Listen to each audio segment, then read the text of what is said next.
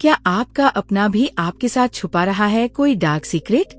वो चेहरा जो घर भर को हंसाता था, पर कविता को नहीं पता था उसकी हर मुस्कान के पीछे छिपा था एक खतरनाक सच।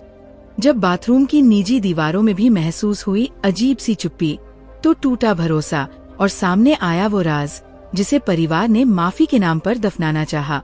क्या आप भी डर जाते सच सामने लाने से, या लड़ते? दोस्तों, स्वागत है आपका किस्सों का खजाना चैनल पर। कविता, चलो मैं तुम्हें अपनी बाइक पर ऑफिस छोड़ देता हूँ। 22 वर्षीय अमित ने बाइक की चाबी को गोल गोल घुमाते हुए कहा। कविता भी मुस्कुराते हुए बोली, हाँ चलो, तुम कोचिंग सेंटर जाते हुए मुझे भी छोड़ देना। अमित ने उसे अपनी बाइक के पीछे बिठा लिया। अमित कविता की मौसी का बेटा था और कोचिंग करने के लिए जयपुर आया हुआ था।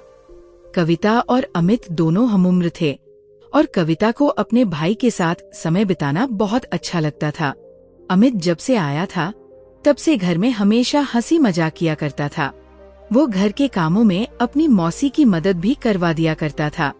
अधिकतर समय वह अपनी मौसी और कविता के आसपास ही रहता था। उसके मौसाजी ज्यादा बातचीत करना पसंद नहीं करते थे, इसलिए वे ज्यादातर अपने कमरे में किताबें पढ़ने या गाना सुनने में समय बिताते थे।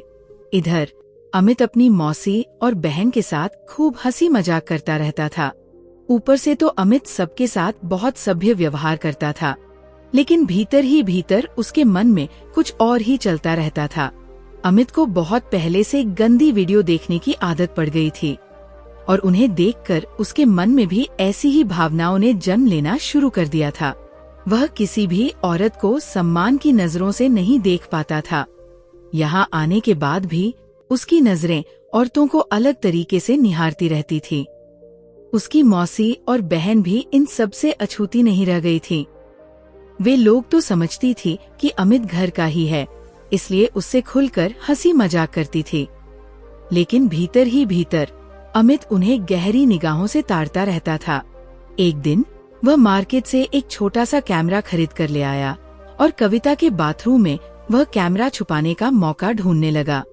उसे वह मौका मिल भी गया। कविता एक दिन ऑफिस से घर आई तो उसने बताया कि अगले दिन वो ऑफिस नहीं जाने वाली है। अगली सुबह जब वो सोकर उठी तो उसने देखा कि घर में कुछ मरम्मत का काम चल रहा है। उसने अपनी चाय ली और बालकनी में आकर अखबार पढ़ते हुए चाय पीने लगी। घर के नौकर रामू ने आकर कहा, बिटिया मैं बाजार जा रहा हूँ, कुछ मंगाना है क्या? तो उसने कहा, नहीं काका, मुझे कुछ नहीं चाहिए। चाय पीने के बाद वह कमरे में आई। अमित उस दिन बड़ा खुश नजर आ रहा था। उसने बाथरूम में पहले से ही कैमरा छिपा दिया था। जब उसकी बहन नहाने गई तो अचानक से ही उसकी नजर छिपे कैमरे पर पड़ गई। ये देखकर वो दंग रह गई। अब तो उसके हाथ पैरों में ऐसा लग रहा था जैसे जान ही नहीं है। उसका दिमाग तेजी से काम करने लगा। वो ऐसे ही बाहर निकल गई। अब तो अपने कमरे में जाते हुए भी उसे डर लग रहा था। उसे लग रहा था कि हर जगह कैमरा छुपा हुआ हो सकता है, लेकिन उसे ये समझ नहीं आ रहा था कि आखिर उसके बाथरूम में कैमरा छिपाया किसने। उस इंसान को पकड़ने के लिए वो मन ही मन योजना बनाने लगी। वो सोचने लगी, जिसने भी कैमरा छुपाया है वह इसे लेने के लिए जरूर आएगा, और जब वो इंसान कैमरा लेकर निकलेगा तब मैं उसे रंगे हाथों पकड़ लूंगी। ऊपर से वो सामान्य दिखने की कोशिश कर रही थी, लेकिन अब उसकी पहली नजर हर एक इंसान के ऊपर थी। कभी उसे लग रहा था कि घर में जो मरम्मत का काम चल रहा है कहीं उसी में कोई एक ना हो, और कभी उसे घर के नौकर पर ही शक हो रहा था। खैर, जो भी था, अपराधी जल्दी ही उसकी आंखों के सामने आने वाला था। इस बात का उसे पक्का यकीन था। शाम को घर का नौकर उसके कमरे में आया। उस समय कविता अपनी टेबल पर बैठकर कोई किताब पढ़ रही थी। नौकर ने कहा, मैं बाथरूम साफ करने जा रहा हूँ। कविता ने धीरे से सहमति में सिर हिला दिया। जैसे ही घर का नौकर बाथरूम साफ करके बाहर निकला, कविता लपकते हुए बाथरूम में गई, लेकिन कैमरा अभी भी वहाँ पर मौजूद था। वह फिर मन मसोस कर वापस आ गई और किताब में मन लगाने की कोशिश करने लगी। रात को डिनर के समय वो एकदम चौकनी थी। जब उसकी माँ रेखा उसे खाना खाने के लिए बुलाने आई तो वो कहने लगी, माँ, आज मुझे एक जरूरी प्रोजेक्ट पर कुछ काम करना है, तो खाना आप मेरे कमरे में ही लाकर दे दो। उसकी माँ ने थोड़ी देर में खाना लाकर दे दिया। आज वो अपने कमरे में ही थी, हिल भी नहीं रही थी। डिनर करने के बाद उसे नींद आने लगी, लेकिन फिर भी वो जगी हुई थी। वैसे तो रात को वह दरवाजा भीतर से बंद करके सोती थी, इसलिए कोई दिक्कत नहीं थी। लेकिन वो सोच रही थी कि अगर आज ही उसका अपराधी पकड़ा जाता तो कितना अच्छा रहता। तभी अमित उसके कमरे में आया और उसके साथ बैठकर हंसी मजाक करने लगा। उसके आने से कविता का थोड़ा मन बहल गया और कैमरे वाली बात से उसका ध्यान थोड़ी देर के लिए हट गया। थोड़ी देर तक इधर उधर की बात करने के बाद अचानक ही अमित कहने लगा, अरे, लगता है मेरी आंखों में कुछ कचरा चला गया है। रुको, मैं अभी वॉशरूम से आता हूँ। ये सुनकर अचानक से ही कविता को कैमरे वाली बात याद आ गई और वो फिर से सतर्क हो गई। अमित वॉशरूम में गया और थोड़ी ही देर बाद फेस वॉश करके बाहर चला आया। कविता का दिल जोरों से धड़क रहा था। वो जल्दी से जल्दी बाथरूम में जाकर देखना चाहती थी कि कैमरा अपनी जगह पर है या नहीं। उसे बहुत घबराहट हो रही थी। उसने अमित से कहा, तुम रुको, मैं अभी 1 मिनट में आती हूँ। जब वो बाथरूम गई तो उसके होश ही उड़ गए, क्योंकि अब कैमरा अपनी जगह पर नहीं था। अमित की सच्चाई जानने के बाद उसके हाथ पैर कांपने लगे। वो सोचने लगी कि भले ही हम सगे भाई बहन न हों, फिर भी हमारा रिश्ता तो भाई बहन का ही है। लेकिन फिर भी अमित ने कितनी घिनौनी हरकत की है। उसकी आंखों में आंसू आ गए। उसने अपने आंसू पोंछे और बाथरूम से बाहर आई। फिर उसने बाहर निकलकर तुरंत ही अपने मम्मी पापा को चिल्ला चिल्ला कर आवाज लगाना शुरू कर दिया। उसके मम्मी पापा भागते हुए उसके कमरे में आ गए। अमित हक्का बक्का सा खड़ा पूछ रहा था, क्या हुआ कविता, तुम चिल्ला क्यों रही हो? बाथरूम में तुमने छिपकली देख ली क्या? जैसे ही कविता ने मम्मी पापा को कमरे में बुलाया, उसके पापा मम्मी कमरे में आए। कविता ने रोते हुए अपनी माँ से लिपटकर सारी बात बतानी शुरू कर दी। माँ, अमित ने मेरे बाथरूम में कैमरा छुपाया था, उसने रोते हुए कहा। ये सुनकर अमित डर से थर-थर कांपने लगा। उसकी मम्मी ने कहा, कविता, तुम ये क्या कह रही हो? कविता ने कहा, मम्मी, आप अभी के अभी इसकी तलाशी लो। रेखा ने अपने पति किशोर जी की तरफ देखा।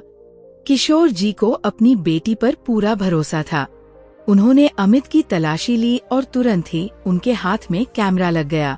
वह गुस्से में बोले, अमित, तुम इस परिवार का हिस्सा हो, फिर भी तुमने इतनी घटिया हरकत की। अमित सिर झुकाए खामोशी में खड़ा था। वह भरे गले से बोला, मौसा जी, मुझे माफ कर दीजिए, आगे से ऐसी गलती कभी नहीं होगी। वह झट से अपने मौसा मौसी के पैरों में गिर पड़ा और माफी मांगने लगा।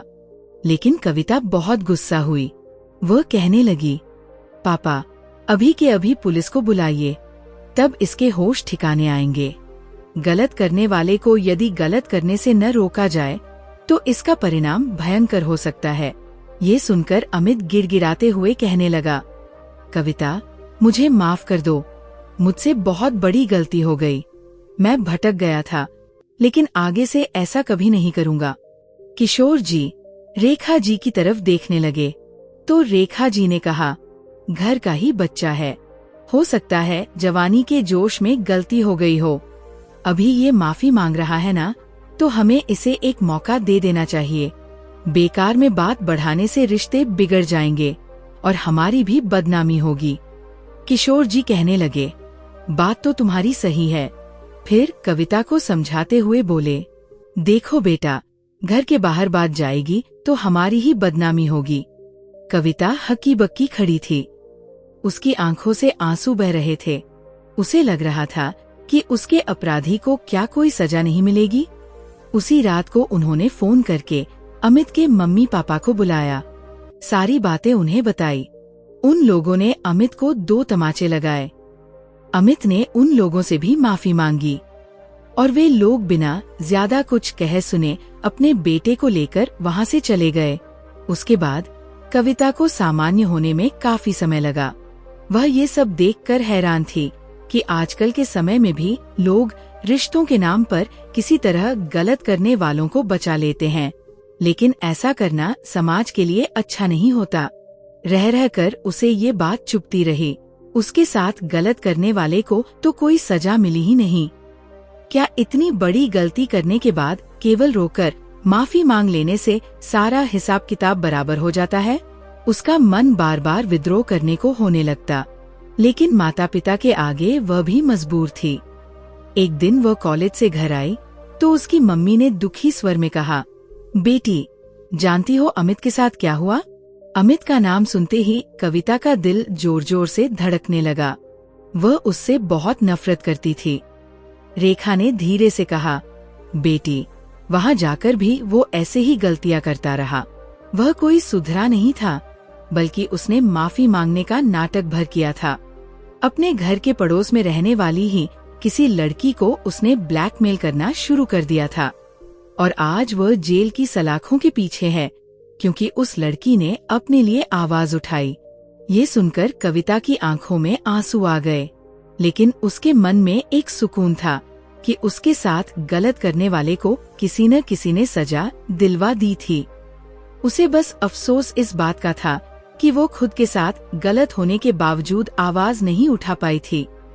उसकी आवाज को तो घर वालों ने दबा दिया था, लेकिन अपराधी को सजा दिलाने की हिम्मत कोई न कोई तो करता ही है। अगर सचमुच अमित ने पश्चाताप करते हुए दोबारा ऐसी गलती न की होती, तो शायद आज वो सलाखों के पीछे न होता।